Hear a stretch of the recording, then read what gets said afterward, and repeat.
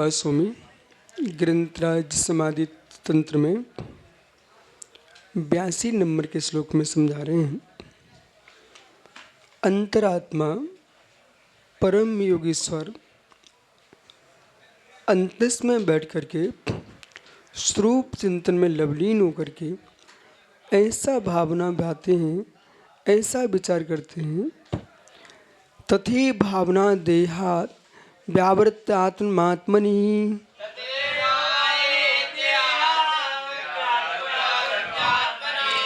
यथा पुनरात्मानं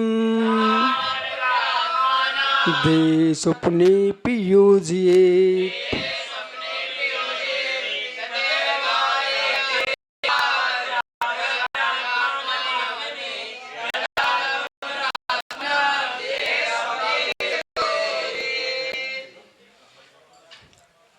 तथी वो यहाँ पर कह रहे हैं, प्रणवसार गए।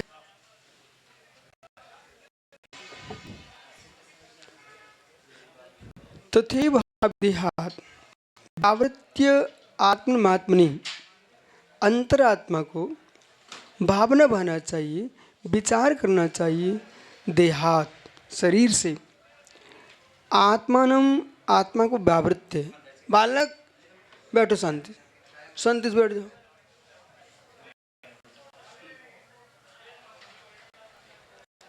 समय देखो भाई। भावे देहात आत्म व्यावृत्य।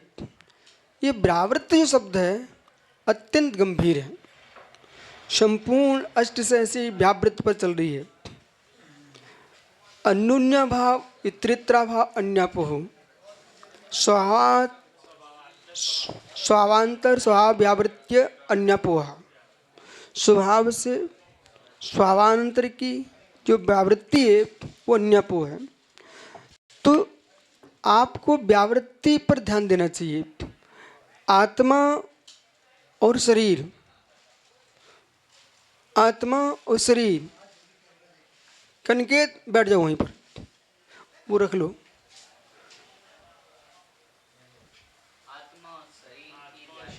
तो व्यावृत्ति होना बहुत अनिवार्य है। और ये व्यावृत्ति का भेद विज्ञान नहीं है। भेद विज्ञान नहीं व्यावृत्ति।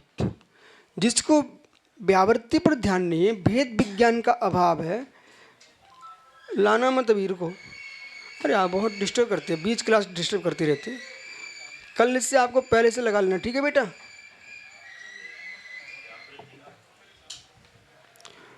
तो शब्दों के रट्टू टोते लोग हैं और इसको पूरे श्लोक में कह दिया है कि आप चाहे स्वयं अपने मुख से तत्व को व्यापरूपण करें या फिर गुरु मुख से सुने, लेकिन अंतर में व्यावृत्ति भाव नहीं है, भेद विज्ञान नहीं है, भिन्नत्व भाव का वेदन नहीं है निज का, तो आप कैसा ऐसे ही उत्पुत रहोगे। और सुनना और बोलना ये कोई तुम्हारे लिए मोक्ष नहीं भेज पाएगा। मोक्ष वे ही जाएंगे मात्र जो अंतरंग से व्यावृत्ति को प्राप्त हैं। इच्छित जीवन जीते समय हर व्यक्ति शांत रहता है। इच्छित वस्तु के न मिलने पर, अनिश्चित वस्तु के मिलने पर अपने आप को शांत रखते हैं, वे ही साधु पुरुष होते हैं। इसका अभ्यास करना चाहिए। इसका अभ्यास करना चाहिए लोगों को प्रतिक्षण प्रतिपल। अन्यथा कसाय से ओतप्रोत रहोगे, शरीर को सुखाते रहेंगे और आत्मा बेचारी बिलखती रहेगी, संसार में भ्रमण करती रहेगी। इसलिए आचार्य महाराज बार बार समझा रहे हैं व्यावृत्य किससे? देहात। देह से आत्मनम व्यावृत्त, देह से आत्मा को भिन्न वेदते हुए आत्मा में तथा उसी प्रकार से भावना करें। शरीर से आत्मा को भिन्न देखें, आत्मा से शरीर को भिन्न देखें। और कैसे? स्वप्ने पे, स्वप्न में भी वैसा ही देखें। स्वप्न में भी आप अपने शरीर को आत्मा न बना लें, आत्मा को शरीर ना बना लें। स्वप्न भी ऐसे नहीं आना चाहिए। जो संयम का तुमने धारण किया है उस संयम की व्यावृत्ति स्वप्न भी नहीं होना चाहिए। धन्य वे योगीश्वर। स्वप्न में भी कोई संयम भंग करने दिखाई दे रहा है, वे स्वप्न भी आत्मरक्षा करके जा रहे हैं। बोले नहीं, ये हमने व्रत लिया है और स्वप्न आ रहा है कि कोई तुमने रात्रि भोजन त्याग किया किसी श्रावक ने, और कोई खिला रहा है उसको रात्रि में, वो स्वप्न में भी रात्रि नहीं खा रहा है। धन्य उस जीव के लिए, अपना व्रत नहीं भंग नहीं किया।